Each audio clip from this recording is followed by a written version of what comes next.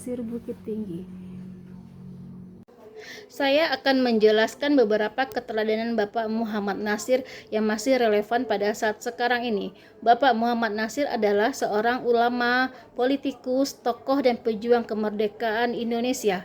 Pada beberapa aspek pemikirannya yang masih memiliki dampak sampai saat sekarang ini. Yang pertama, relevansi pemikiran Muhammad Nasir tentang Islam dan negara di masa kini. Pemikiran Muhammad Nasir tentang hubungan Islam dan negara menekankan bahwa Islam tidak hanya sekedar agama ibadah, merupakan juga memiliki nilai yang dapat membimbing kehidupan bernegara. Pemikirannya menolak sekularisme total masih relevan dalam beberapa contoh di masa kini, baik di Indonesia maupun dunia internasional.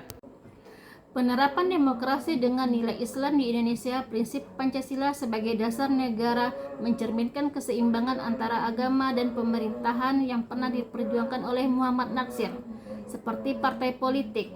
Kedua, Undang-Undang Perbankan Syariah dan Ekonomi Islam berkembang sebagai bukti bahwa prinsip Islam dapat diterapkan dalam sistem ekonomi negara tanpa mengubah dasar negara. Yang ketiga, pendidikan Islam modern. Contohnya seperti pesantren yang mengajarkan ilmu agama dan ilmu umum yang mencerminkan pemikiran Muhammad Nasir tentang pendidikan Islam dan keseimbangan.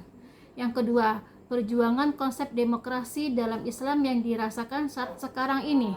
Konsep demokrasi dalam Islam yang dirasakan dan diperjuangkan oleh Muhammad Nasir merupakan bahwa Islam dan demokrasi tidak bertentangan asalkan demokrasi berlandasan etika dan nilai-nilai Islam.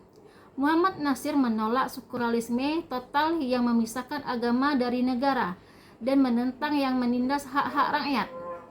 Pemikirannya tentang demokrasi Islam masih sangat relevansi di dunia modern yang kita rasakan saat sekarang ini, seperti pemilu yang demokratis, hukum mengakomodasi Islam seperti undang-undang perbankan, undang-undang zakat yang menunjukkan Islam dapat berjalan dalam sistem demokrasi. Yang ketiga, kebebasan pendapat bagi ulama dan cendekia muslim seperti Nahdlatul Ulama dan Muhammadiyah yang memiliki peran besar dalam demokrasi sebagai mengkritik maupun mendukung kebijakan pemerintah. Model pendidikan Islam yang digagaskan dalam mencetak generasi muslim yang cerdas, berakhlak, dan siap menghadapi tantangan akhir zaman. Sekian dan terima kasih.